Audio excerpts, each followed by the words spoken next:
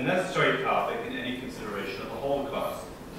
By the time the Nazis went down in defeat, they and their collaborators had succeeded in murdering 6 out of every 7 Jews in Europe. Of that tiny fraction who survived, many did so only by taking flight. Jewish refugees sought and found wherever they could what little sanctuary the world made available to them. The shameful story of the world's indifference to the threat that emerged to Jewish survival in the 1930s is well known. International conferences devoted to the plight of Jewish refugees, like the one held in Evian, France in 1938, achieved only minimal results. So much could have been done, so little was. As we are often loath to admit, the culpability for the destruction of European Jewry lies not just with the Nazis and Germany. And even for those few Jews who at war's end managed to survive the horror and indignities of the Nazi camps, the ordeal was not over. After the liberation of the concentration camps, many of these fortunate survivors found themselves warehoused, often for years, in displaced persons camps. Unable to return home to the countries from which they had been uprooted so violently, they waited and waited for permission to emigrate to the new state of Israel. The plight of the refugee is, of course, not new to Jewish history. In many ways, homelessness is the emblematic experience at the very root of Jewish identity. Jews, in fact, remind themselves of this each year, as they did just last week in the celebration of Passover. Beginning with the Exodus from Egypt, the story of the Jews is the story of how they found, lost, and then regained a home, if not always a homeland. The outline of this narrative has seen many iterations. We can count the milestones of Jewish history: the Babylonian captivity, the diaspora following the Roman destruction of the temple, the Jewish expulsion from Spain in 1492, the mass migration from Tsarist Russia at the beginning of the 20th century, and again at century's end, a second migration of Russian Jews, this time from the Soviet Union. Living in the Galut, as the state of exile is known in Hebrew, the Jews were the original stateless persons. Is it any surprise that throughout the Middle Ages, the symbol of the Jews to their Christian detractors was the apocryphal and immortal wandering Jew, condemned for eternity to travel the world's byroads as punishment for his mocking rejection of Christ? But if being a refugee, or at the very least an uprooted immigrant, is the quintessential Jewish experience, there's also the quintessential experience of modern life for many other peoples in the disastrous 20th century. In our own lifetimes, in the years since World War II, we here in the United States have seen successive waves of Hungarians, Cubans, Vietnamese, Haitians, Cambodians, and Central Americans, among others, who come to seek asylum. These thousands of immigrants are only a drop in the human ocean of peoples who find themselves today without a home and at the mercy of foreign benefactors. Let me call your attention to the website of the UNHCR, the United Nations High Commissioner for Refugees. There you can find the statistical annual report for 2003. For that year, in the Central and Great Lakes region of Africa, the UN counted 8 million refugees. In East Africa and the Horn of Africa, 670,000. In Southern Africa, another 220,000. In West Africa, 330,000. In North Africa, and the Middle East, some 2,700,000 refugees. In Asia and the Pacific, 670,000 refugees. And lastly, in Europe, 530,000 refugees. The total comes to 6,200,000. And these figures don't take into consideration the latest humanitarian crisis in the Darfur region of the Sudan, or the millions of people throughout the world known as IDP, IDP, internally displaced persons. The latter are people who, owing to war, are essentially exiles within their own country. One recent estimate by the Global IDP Project puts this figure at a staggering 25,300,000. These cumulative figures are shockingly large. More than 30 million refugees and internally displaced persons in the world today. 1 out of every 200 humans on the planet is deprived of a home, security, and a future. Knowing the human propensity to disregard the suffering of others, as unlikely a psychologist as Joseph Stalin said it best, and of course with self-serving irony, when he observed that, quote, "One death is a tragedy, a million is a statistic." The figures are indeed numbing. It is precisely for this reason that we need to go beyond the dry recitation of figures if we are to comprehend the hardships faced by refugees. And therefore tonight, we are especially fortunate in having 2 speakers, Sebastian Mendez and Ursula Bacon, who can address the refugee experience each from their own individual perspectives, but I think in complementary ways. Our first speaker, Ursula Bacon, will speak in immediate terms of her own personal experience as a survivor of the Holocaust and a refugee in Shanghai. There, in China, she was one among 20,000 European Jews who sought sanctuary. Although temporarily safe from the Nazis, these Jews in turn endured the Japanese occupation. Ms. Bacon spent 7 years in China and recently published a memoir of her wartime experiences, Shanghai Diary, a young girl's journey from Hitler's hate to war-torn China. She came to the United States in 1947 and today lives in Portland. In addition to lecturing and conducting workshops on publishing and writing, she is also the author of The Nervous Hostess Cookbook. After her talk this evening, Ms. Bacon will be available in the foyer to sign copies of her memoir, Shanghai Diary, although she tells me she does not have a cookbook. Right?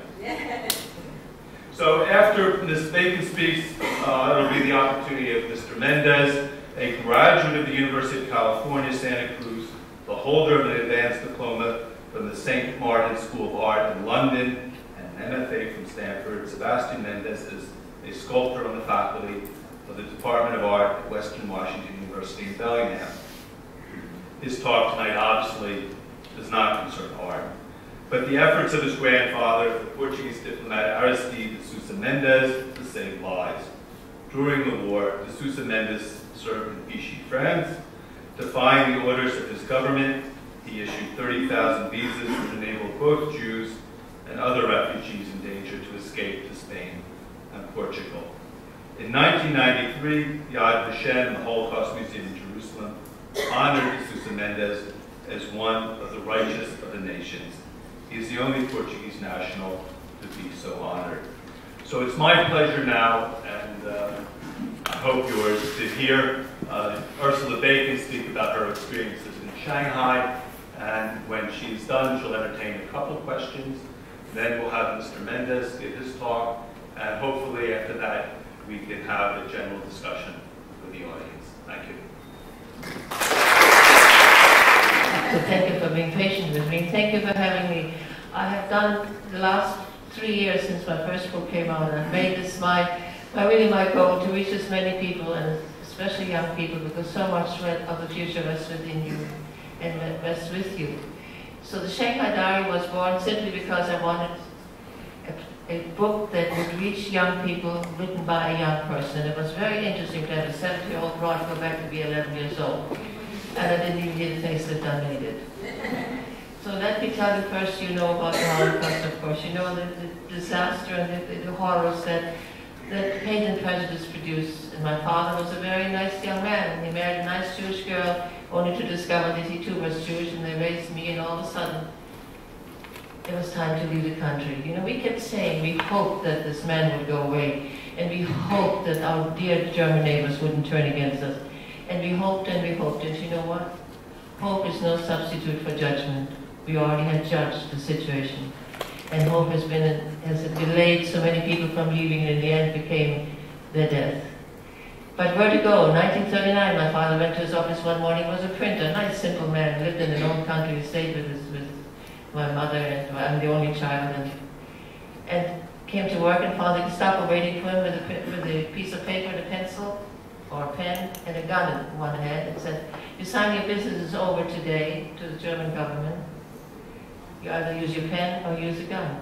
It's uncommon." My father signed and left, made a great big statement about the Nazis at his farm, was picked up that very night and incarcerated, and we had to get him out of the Gestapo headquarters. Now it's 1939, America has closed its doors. Canada, South America, all the European nations, Australia, New Zealand. There was no place to go except the rumor, you know how rumors start. Shanghai, China. Shanghai is an open port. My mother said, China? Marco Polo went there and he came back. And we had known people who had gone to India. That was quite exotic at the time. But China, we had never known anybody who went to China. But you know, when your fanning's on fire and your life is on stake, China became very important and very, very real. There was just one trouble. It was never 1939. Shanghai and Hong Kong, with Hong Kong, of course, were not a destination of holidays. People didn't go and buy pearls in Hong Kong and had tuxedos made for the poodles and stayed at the Hilton and had martinis. We only had 3 German passenger ships, 2 Italian passenger ships, and maybe 3 or 4 Japanese freighters who made their trips. So tickets were at a premium. And the line that formed around the Norddeutsche Lloyd, which was a shipping company for the Gneisenau, the Potsdam, and the Scharnhorst, the German vessels, were 4 and 5 deep. But we had luck, and you know, I won't go into that. It's all too. It's almost impossible that I stand here today. This is simply because I call it luck, and I've been a lucky girl child all my life, I guess. But anyway, we had 6 days to pack our bags. They were packed under the division of a packing or 2 packing instructors, none of which was more than 18 years old, and he had learned to hate Jews very quickly. So they took a little stick and went into my father's back shoe polish looking for jewels, and then they took the same stick and went into my mother's face cream, and then squeezed out the toothpaste. Have you ever tried to get it back in the face? No, it's not working. But anyway, we made it to the ship. We crossed the night, the day the passage were booked for us. The ship was leaving Hamburg. So we had 7 days to catch it, but it made port in Genoa. And those 7 days was all we really needed to get the papers in order and get used to the fact that we're leaving and we're not going to a place we had no idea. We didn't speak the language. My parents did not speak English. I spoke English, French, and German, but you know, with the vocabulary of an 11-year-old girl. But I took over very quickly, and we came to China on this beautiful ship, and I made believe that I was on a holiday, and I had graduated from university, and my grandfather bought me a trip to China. You know, make believe, and make believe works very well. It makes a lot of ugly things go away. But anyway, I had dreamt that Shanghai, China, page 99 of my book that Nanny brought, was little ladies in little silk gowns with deep slits up their sides and little heels and beautiful hairdos with things dripping down, holding umbrellas, walking over little red painted bridges and feeding the koi fish in a lotus-laden little pond. Well, we arrived in Shanghai, China, which was called the armpit of the world, the slum scum of the Orient, and the pimple on the fanny of China. But it was exotic and teeming and exciting, and my parents, along with the 400 other refugees who arrived that day, were totally at loss. It's 99 degrees temperature, it's 102% humidity, which is slightly exaggerated. It's always been 1% below rain, but enough to feel in the steam bath. And we are in our good European travel clothes, 100% wool, layer upon layer. But we walked off the gangplank onto the land of Shanghai, which was going to be home for us for how long we didn't know. Of course, we all had hopes that eventually our visas would be called, our numbers would come up, and we would simply emigrate from Shanghai to America as we had planned rather belatedly. Well, I tell you this, defecating dogs and men and women, urinating on the street, little heaps of feces, rivers of urine, beggars with open sores, coolies carrying impossible loads, the smell of cooking tofu and peanut butter oil, And my mother clutched a white linen handkerchief to her nose and kept it there for 8 years, I swear to you. We were picked up and came to a shelter. Well, you know, you come from a lovely home to a lovely ship, and all of a sudden, we didn't know what a shelter was, but we learned very quickly. It's 400 people in one room divided in little cubicles by curtains and sheets that were slightly torn and dirty, and a lady, lovely lady with a Viennese accent who introduced us to the horrors, that she called it the horrors of Shanghai, which included honeypots, which I don't think I have to explain to you what a honeypot is. It's sort of a receptacle for things we don't like to talk about. And my father looked at this thing and the smell of it, and he said, you know what? They carve the beautiful ivories and jades. They make exquisite tapestries and silks and brocades. They paint exquisite silk scrolls. How come they can't make a toilet? But it wasn't so much the toilet, it was the sewer system, which didn't exist, of course. We spent one night in that horrible place, and all my father kept saying, okay, we make a law right today. And it starts right now. If you can't change it, don't complain. If you haven't anything better, then this has got to be the best. And my mother, with a touch of Jewish resignation and great courage, said, and don't look back to get a stiff mind and a stiff neck. Or you grow up with that kind of constant, and this was constant. Every night we went to bed, don't complain, don't want to hear about it. It's not going to go away. And years later, my mother, when she referred to some of her physical illnesses, which I know I've inherited, I was always, my mother used to be, it's amazing how I got there. She would say, if I could talk, if talking about my problems would make them go away, I wouldn't shut up all day.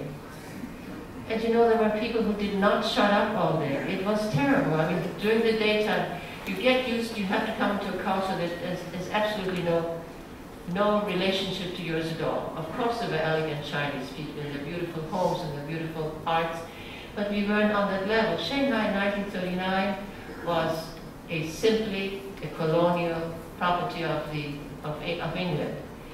The Chinese were guests in their own country, in their own city, on the city park in downtown Shanghai. The sign said, as big as the screen almost, Chinese and dogs not allowed. So to visit with us, to become friends with Chinese was very difficult because we were just another expression of colonialism to them. Another foreigner who interfered with their country and wanted them to live our ways. Well, our ways are different. My mother would not go on the street for days. She discovered that people don't use handkerchiefs. They sort of let the things flow and slip it away, but the Chinese think that we are horrible, that we blow on a pretty piece of linen and tuck it in our pockets. What they eat raw, we cook. What we cook, they eat raw. There was no coming together of anything except an uneasy existence. And the evenings were very entertaining. The moment the lights went out, the cockroaches, the bedbugs, and the mosquito attack. And you get the squeaking of the rats in the hallways, and you wonder how you're going to ever wake up in the morning. But you do. And you have a father who said, listen, before you go to bed, you made it through this day, and you know what? We're going to do it again tomorrow. But somehow $500 American came to us, and by September 1, the day Hitler walked into Poland. And we knew it was right there, and then we already knew that we had a better place, even though it was very horrible. The first few weeks we lived on things we sold. My mother looked at me, she caught on very quickly. I'm sure her ancestry had a pushcart or something. Because she said, you know what? The kid has a blazer. First we sewed the buttons.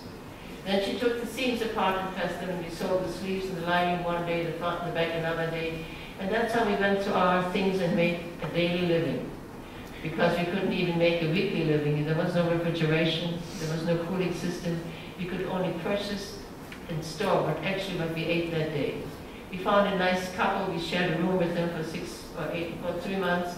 But again, it was a room divided by a curtain.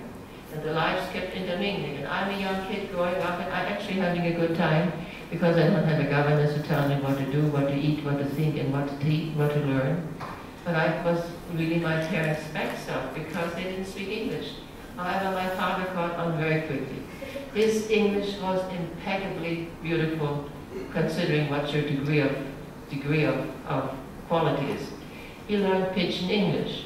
He's 6 foot tall, scrawny, skinny, sort of a Russian face. And remember, I had my father's nose, and my mother's hips, they gave me the biggest things I had. But here's this man then he's not saying, oh, hello, my name Lombard. What's your name? Watching me? You know watching me no go, you know like it, I no have. We no go, you no go, I no like it, me no have. You have like it very good, it's very good. This is how he spoke, but he always had a smile on his face. He literally danced on the street and the little kids following in. And he would dance, through the rivers of feces, and it's true, I'm not exaggerating. You just had to watch his step. And he would run down the street making up Chinese sounds. Sort of, and those little kids were behind him, and he gave them coppers and a piece of candy. And I learned from him that when you laugh at adversity, you're the winner. And when you turn adversity, your face of divine indifference to it, again, you have won. These lessons went on day after day. And when the money came, we lived in the French concession. We moved into just another room, always with my parents. I always had to wait until everyone was in bed with my bed turned against the wall, my head turned against the wall. I'd never seen my parents in underwear. It was very strange. And then I opened up my army cot and I popped into it and slept on it. And that was my privacy. The only time I had for myself was when the lights were out. But a wonderful thing happened. Some nuns, international nuns from actually there were many nationalities there, but there were the Sacré-Cœur, the Sisters of the Sacred Heart, invited 15 refugees children every year, Jewish children, to come to this school, and they would give us free tuition, free books, and free food, and free uniforms. Of course, with the great hope of making good Catholics out of us, and not to forget about the rosary beads. So I went to school, and it was wonderful. I was tested, and I went immediately into the upper classes because of the languages and the kind of education I already had at home from the governors, who had drilled me from 7 a.m. to 7 p.m. in the evening. There was no let-up for 7 days a week. And of course I was grateful for it, I think, later on. She told me once, she said, you watch out, one day you'll be so glad to speak English, you'll be so glad to speak French, and you know a good German. And you'll be so glad to know all about these wonderful things that people have written and composed for you. Well, we're now among this, and now I'm coming home, and my mother said, our doubts used to have, I hope they don't do it anymore, you don't do it with your children, that they talk in front of you behind your back. And Mother said to my father one day, I was in school for about 6 weeks, I had the best time. She said, look at her. I'm a Jew, you're a Jew. We have some Lutherans in the family. She's crossed herself at dinner. My father said, so she's breaking out in a rash? It's not hurting her, is it? And my father always had the best answers for every situation. But the few years that we spent, the 2 years we spent in the French concession, were rather sort of a resigned, uncommitted relationship with the land. My father had brought along a little apparatus that contained paint with a rubber roll on the outside, and you roll it down the walls and it makes sort of wallpaper paintings, or feelings of wallpaper. Well, with the strange English, he found himself a wonderful, wonderful partner, Mr. Young. They started the Shanghai Diary, the Shanghai Art Decorating and Painting Company. They hired 500 coolies and 600 pounds of sacks of, they didn't have buckets of paint that you could buy with the color chart. You get it, tears and roll, get it from my own tray. You got the dust and the powder and the lye and the things, and they had no idea, neither one of them knew what they were doing. So very often the paint was put on and it rolled down right away again, especially if the temperature was bad. But Mr. Young was a very wonderful, very bright man. He said, what, we're painting all of these little houses and we make a little money. And you'll have to forgive me now. But he said, let's go where the sin is. That's where the money is. So we started getting painting contracts for opium dens, gambling house, and as we gently refer to, houses of flowers. When my father found out my father was painting houses at the refuge, she wouldn't eat for 3 days. But she got hungry again because it paid for food. And every once in a while I had to go along to interpret for my father. I picked up a good solid little street Chinese, enough to buy them, to run away from, to go to find places, to run away from people. So I interpreted for him. And pretty soon these darling little hookers, I finally found my little Chinese ladies in their silk gowns with the beads and the hairdos and the whole thing. And they were so sweet to me, they gave me my first Chinese name. They called me Da Bizi, which means big nose. Couldn't avoid that. But anyway, and from them I learned a great deal. I learned how to eat slimy and slippery noodles and slimy mushrooms with chopsticks without dropping them. I learned all about good jades and good pearls, and of course I learned a great deal about their trade. And the English vocabulary, I tried to help them speak English, but they only really needed words about their trade. And I was pretty young, I didn't know too many words about the trade, and the whole thing's rather strange. And then came Amma into our life, a little servant who then enhanced all the knowledge I already picked up that day. When I didn't understand something, I went to Amma. And Amma was bound and determined. She was a wonderful mystery and a magical combination of smell of green tea and lotus blossoms. Her hair was pulled back in a bun. She spoke pidgin English and fell in love with our family and our fellow refugees. And she called me Young Missy, and Young Missy knew the activities that went on between male and female in pidgin was referred to as jiggy jig. So every morning she came, Miss Young Missy, you do jiggy jig, you don't catch a baby, you go America, marry rich man, I'm gonna come work for you. When I married a poor little refugee, she was totally ticked off. I'm gonna come to America, you know, marry rich man, you don't have no money for Amma. She was right. Slowly we adapted our life to a form of, well, as I said, a sort of resignation and it was sort of a hurried waiting for this thing to be over so we can go to America. Of course, for a holiday broke out, the Japanese walked across the bridge, took over the rest of the Shanghai cities, and my father, who saved some money at the Holocaust Shanghai Bank and deposited it there, had something new coming, because my mother had taken up alterations in the meantime, the great, my father was terribly upset with it, you know, no one of mine works, you know, not menial labor and all that. But she made money, and she stuffed it in a pair of socks. In the meantime, I got a job teaching English to 3 darling sisters who lived in a beautiful villa run by a gentleman named General Yi.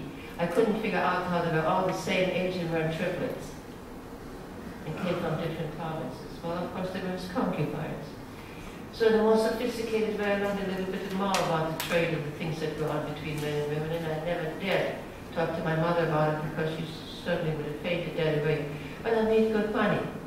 Well, Japanese closed the banks, and my mother, who refused to give my father her money to deposit in the bank because she didn't trust banks, he said, but it's an American bank. He said, yeah, it's an American bank in Shanghai. She was right. He never saw a penny of it, and we came home that day and had to tell him that the banks were closed and his money's gone. She had this Jewish grin from ear to ear. I told you I'll make you a rich man. And of course, this business continued. The Japanese, we went to that status a few weeks later. My mother said, so wants to be a German. You want to be an American. In the meantime, at night, I dreamed about home, and the curtains went down, the lights went out, and I was alone. I went back into the safeguards of my childhood, and I cried a lot, I guess, and I moaned a lot at night because I couldn't do it during the daytime. My father told me I couldn't complain unless I could change it. And one day my mother called at me. She said, what is this crying at night? I want to know. Well, I moaned and groaned and sobbed and did this. Finally, she said, look, memories are like a picture book. When you open up the book, you look at the pictures of the past, and you smell the wonderful fragrances, and you hear the voices and the sounds of people and things that have passed. And you look at things that are longer in our vision, and then you close the book, and the pictures stay inside. Because if you live in the past, you cannot appreciate the present, and you condemn the future. So wherever I went, I had this piece of advice. I finally had to, and I grew up in a great big hurry, and I had a great time until Pearl Harbor Day, as I said. Then it was a year later that the Japanese decided, under the great pressure of Nazism, and you have to not to forget, Shanghai, the swastika flew from at least 5 buildings. We saw it every day. SS uniforms walked the street. The shadow of Hitler was always there. In the meantime, the news kept coming in from, scattered as they were, but the news did come in what happened in Germany, and in France, and in Belgium, and in Holland, of the transports of the Jews hauled into trucks and they were never seen again. My father kept saying, I'm telling you this, we're in a country club here, and I'd get up in the morning, I had about 175 bedbug bites. I couldn't distinguish the bedbugs from the mosquito bites. And my mother said, they don't attack me. I guess they're anti-Semitic. She was an answer for everything, and it was a good thing. Because pretty soon we ended up in the ghetto that the Japanese created for us. And all of a sudden, we had do the same thing again we did years before. What do you have and what can you sell? How many pieces, how many meals is a jacket, how many meals is a skirt? I lived in a 10 by 12 room with my parents, which was one half of a room divided by a plywood wall that did not reach the ceiling. And a very nice couple lived on the other side, but guess what happened? Our lives mingled. And my mother, most considered person in the world, went around with, shh, be quiet, don't laugh so loud, don't rattle around the Levisons. The Levisons next door, rather than the Levisons. Well, they weren't that considerate. And they used a chamber pot. We had a honey pot. It was always on the overrun. And the bathroom was cold water and cement. I didn't have a bath for 8 years.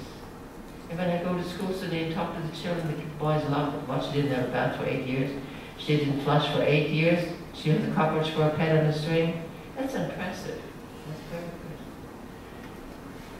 good. But the lesson I've learned, and it was a horrible time, and as I said, when I go to the children today, I try. Hate and prejudice just do not work. We have to learn to live with each other, and it's so simple. Sometimes the children will say, well, he's different. Well, how different is he? He pees out of his knee. He breathes out of his elbow, and his heart is on top of his head. We're all the same, we just are different, and we need to cherish and actually celebrate the difference. Wouldn't it be terrible? Sometimes I have a dream now that I'm getting old and I want to look young again. I said, wouldn't it be nice if we had sort of a thing like a mummy case where we could go in and the clothes and you all come out Barbie dolls. Wouldn't it be sad? Well, sometimes you wish you were a Barbie doll, but anyway. So our life became, then the Americans of course attacked. They attacked our little community. We lost 120 people. We dug out people with our bare hands. We had nothing more to eat, and we were hungry. My mother, and I want you to know this, it's so important in life, that she kept sort of tradition and things together. I always said she mended our, along with her mending and her sewing, she mended our hearts every day and kept us together. Our clothes were horrible. We were a fashion place like you wouldn't believe. Haight-Ashbury was downtown Vogue. But we were clean and we were always mended. And he said, it's no sin to be poor. It's a sin to be sloppy, and always remember who you are. Aristocracy is that of the heart, is that of the soul. And that we have to practice. And we practice it every day. And then the Jewish ghetto mentality rose to the surface, and all of a sudden we had school every day. In the Cohen's house, they have room for 2 and a cup of green tea, and they'll have a Bonaparte session. Somebody else talking about Tchaikovsky and Shakespeare, somebody else talks about rich building and English history. Somebody else talks about the Renaissance and Leonardo da Vinci. So we went from room to room, because that's all we did. Sometimes kids ask me today, what do you do about dating? Well, what do you do about dating when you have diarrhea all day long, you have nothing to eat, no place to go? You sort of forget about dating. And they get very disappointed, they can't understand. We had no places to go as kids. We had no playgrounds, we couldn't play marbles on actually the ground was so filthy we could have died from it. And we did survive, and we did have doctors, and we had these beautiful physicians, talented people, but they were without tools, without medication, without instruments, so the help was very limited. But every day, Mother had a white tablecloth on our little table, 3 white napkins, a little silk crystal vase with 2 flowers of her old ball gown. And the subject today for dinner is not how we live, not how hot it is, not how many rats we saw today, but what about a little bit of sugar? Remember Sugar's life of Beethoven, of Mozart? And that's how we lived. And I learned that we are 2 people in one. We have this body that has demands, we have desires, but then comes the soul, and the soul can survive and grow and change and become part of a very productive time when you are surrounded. I think beauty has been made to overcome the ugliness, and ugliness is here to make us aware of what beauty does and can do for us. We went to a little school in a warehouse where we went there from 7 o'clock to 10 o'clock at night. We only had it for 6 weeks because the Japanese discovered it and rented it out again.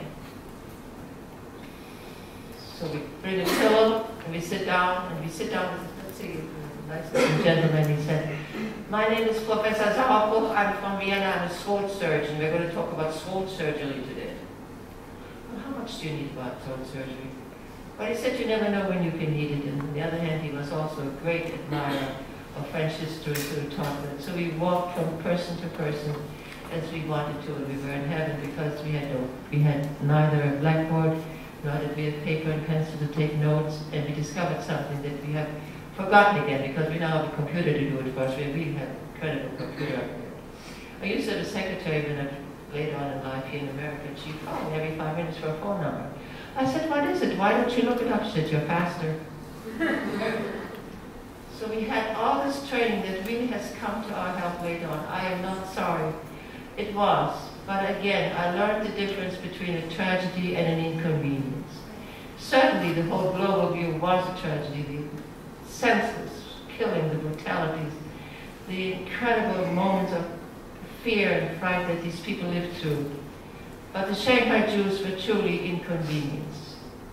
And we are standing here to talk about it. 20,000 people, 18,000 made it out, came to America, and I don't know my time. Is that anybody's time for me? 10 more minutes, 5 more minutes? Well, anyway, the lessons learned are wonderful. We had my father, I met a couple from Berlin who had 2 sons. I was about 12, I think. I took one look at the younger one. I said, I'm going to marry him. Well, I became a good friend of the family, and it took me 4 years before this guy caught on. But again, we kept very much to ourselves. We were very careful with whom we associated, not out of any kind of social status because we didn't have any, but of how much can we give and learn from each other, how much strength can I give you and how much can you give to me. And we refused to. My mother had 2 ball gowns. She took a chiffon gown with her, 15 yards of chiffon. We had chiffon curtains, we had chiffon napkins. My father had 3 layers of pink chiffon underwear. Don't tell me what he dreamt of at night. I know he dreamt of jockey shorts. Now I'm a going girl and my shoes are too small, and my mother said, oh, your feet hurt, isn't that too bad? Get the scissors. I got the scissors, she cut the top off, she said, she got sandals now. The other part of my body also growing. You know, there's no great help from going girl in a bra, 3-layer chiffon. It just doesn't work. Whenever I did have a little money, we said, well, maybe I could buy a pair of shoes. You go to the shoe store, you go in and point to this, and of course I speak a little Chinese, said I would like to see that pair of shoes. The man looked at me, or the woman looked at me, looked at my feet, said, Missy, this size no go.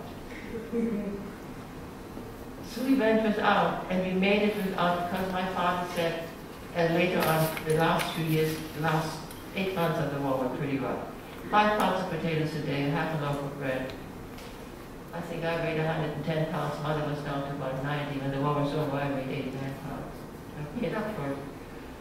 But it was a terrible time because the Nazi threat was always there. It was said that, and the rumors, do you know what rumors are? Rumors are just ugly things that walk so fast they fly.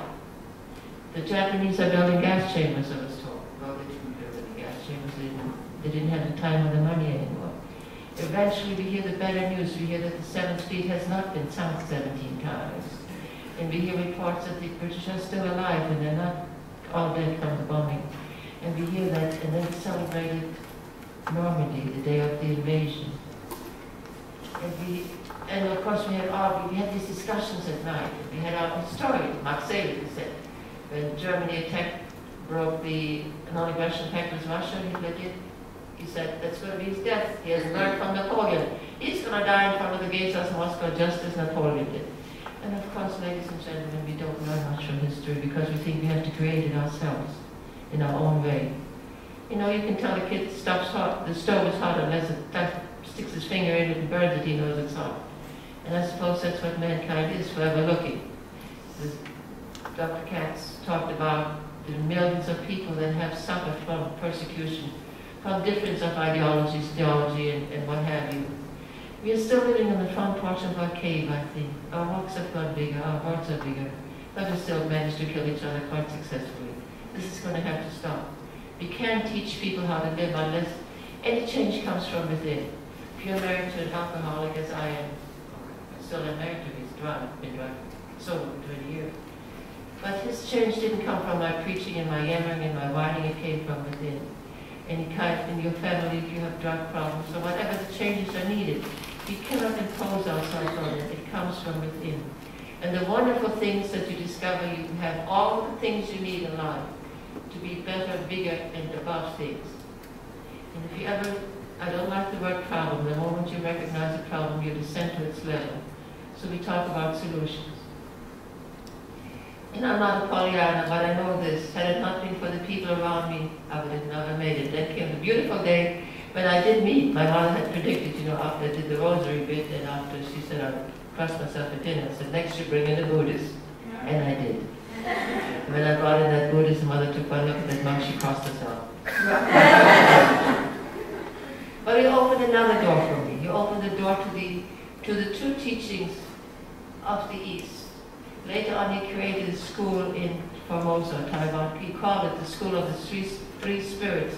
And he built his teaching on Judaism, Christianity, and Buddhism. Because he felt that the richness of all these faiths brought together a whole human spirit world and a whole human experience that we can all profit from and live by and recognize each other in that very way. So I have come to, when I finally came to America, the war was over, and I think I have to come to an end right now. The war was over. The boys came swaggering off their ships with their little white hats and the bell bottoms, and the army boys came in and they looked all so clean and wonderful, and I said, I'm going to be an American. And I looked at this Jewish refugee that I was going to marry, and I thought, maybe Alma was right. Maybe I should have married one of those rich Americans and go America, have lots of men and hire Alma to run the show. But I didn't. I married the young man. We came to America. We worked for the United States Army for 1.5 years before we came, almost 2 years. It took 2 years to come to America. And we were welcomed by the Committee of New Americans. They gave us a little hotel room with $3 a day to eat, and I bought myself a jar of mayonnaise, 3 pounds of California grapes, and a bar of Yarmy lavender soap. I ran a tub, threw the soap in the tub, waited until it was real nice and smelly, got in, ate a jar of mayonnaise, 3 pounds of grapes, got out, smelled like a bar of lavender, threw up. But the things that kept us going were the people again around us, and the people you have in your lives, and the support we can give each other. I have to tell you, leave you with this thought. Rosa Goldberg had once been to America where her brother had a delicatessen, and she spoke Chicago or New York delicatessen English. But she had to go back to Germany to, quote, fix the family. Jewish mothers do that all the time and fix it, but even the unfixable. She missed her return to America and had to come to China via the Russian Siberian Express. And she had a little stool which she put in this filthy, dirty lane that we lived in, with dead babies in garbage, with cats and urine and the whole thing. But she sat there for a little bit of air. She said, what air? I mean, it was poison. But she sat there, and every morning when I walked down to the lane to get to the hot water and then I would buy 5 pounds of potatoes for the day, she said, darling, the stuff by Mrs. Goldberg is going to tell you something. So I said, Mrs. Goldberg, yes, you were so polite. He said, what does Mrs. Goldberg tell you every day? And I played a game, and I said, well, look, darling, Mrs. Goldberg, I don't know. She said, look, darling, go out and make a miracle today. God's busy, he can't do it all. And somehow, you know what, I believed her. I thought I could do God's job, and I was just a kid. So we all have the chance to go out and make a miracle, because we have the incredible qualities and quantities within us to do miracles. So let's do a miracle, and thank you for listening to me.